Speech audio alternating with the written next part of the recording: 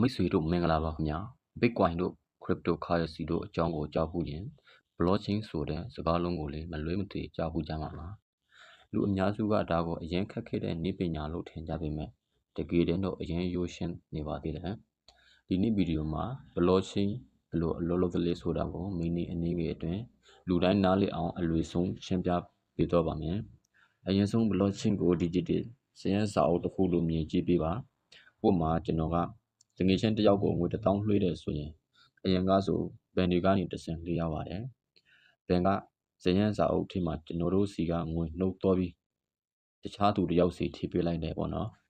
ဒါပေမဲ့ Blockchain မှာကြတော့အလေကဘန်စနစ်လိုမျိုးကြားခင်လူမလိုတော့ပါဘူးဇယန်းတွေကိုလူတိုင်းစီမှာတန်းတူ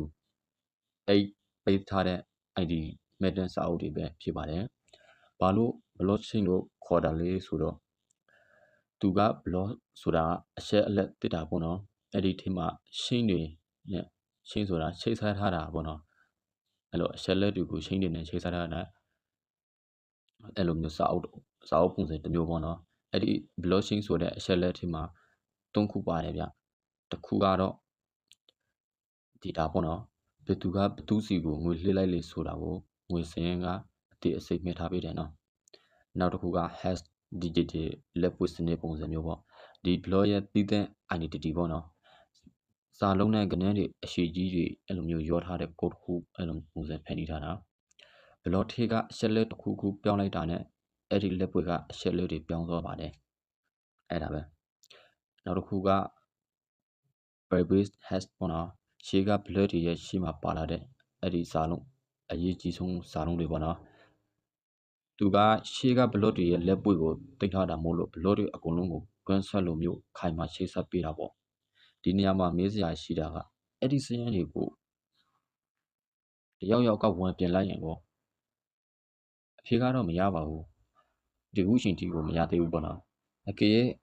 hacker တယောက်က block နဲ့ပဲနှစ်ကိုဝင်ပြင်လိုက်မှဆိုရင်သူရဲ့ hash လက်ပွကပြောင်းတော့မယ်အဲ့ဒီအခါနဲ့ပဲတုံ block တွေမှာပါတဲ့မဲ့ထားတဲ့ရှေ့ကလက်ပွနဲ့မကိုက်ညီပြီနောက်ကချင်းတစ်ခုလုံးလိုက်ပါပြည့်စည်တော့မှာပေါ့နော်အဲ့ဒီဟာတော့မကသေးဘူး blockchain ရဲ့ဇင်းရဲ့စာအုပ်ဟာကွန်ပျူတာတစ်လုံးတည်းမှာရှိနေတာမဟုတ်ဘူးကွန်ပျူတာ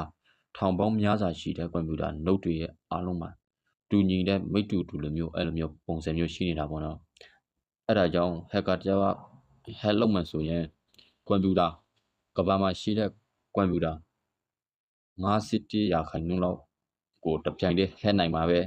အဲ့ဒီ block ကို hack လို့ရမှာအဲ့ဒါပဲဖြစ်ပါတယ်အနှစ်ချုပ်နေကုန်းချုပ်အနေနဲ့ပြောရမယ်ဆိုရင် blockchain ဆိုတာကြားခံလူမလို့ပဲအချက်လက်တွေကိုစိတ်ရဆုံးနဲ့အလင်းညာမရှိအောင်မဲတင်တွေတင်ပြထားတဲ့နည်းပညာအသေးတစ်ခုဖြစ်ပါတယ်လက်ရှိမှာငွေကြေးစနစ်တွေနဲ့မကားပဲစာချုပ်စာတမ်းစီမက်တန်တွေထိမ့်သိမ်းပေးတဲ့နေရာမှာသုံးကြတယ်အခုဆိုရင် blockchain အလုပ်လုပ်ပုံကိုမိတ်ဆွေတို့လည်းအကျဉ်းအဖြစ်သဘောပေါက်လောက်ပြီလို့တော့မြင်လို့ပါတယ်နည်းပညာဗဟုသုတတွေကိုလူကူသိချင်တယ်ဆိုရင်တော့ကျွန်တော်တို့ channel ကို like and subscribe လုပ်ထားဖို့မမေ့နဲ့တော့နောက်ထပ်ဗီဒီယိုမှာပြန်တွေ့ပါမယ်မိတ်ဆွေတို့အားလုံးကိုကျေးဇူးတင်ပါတယ်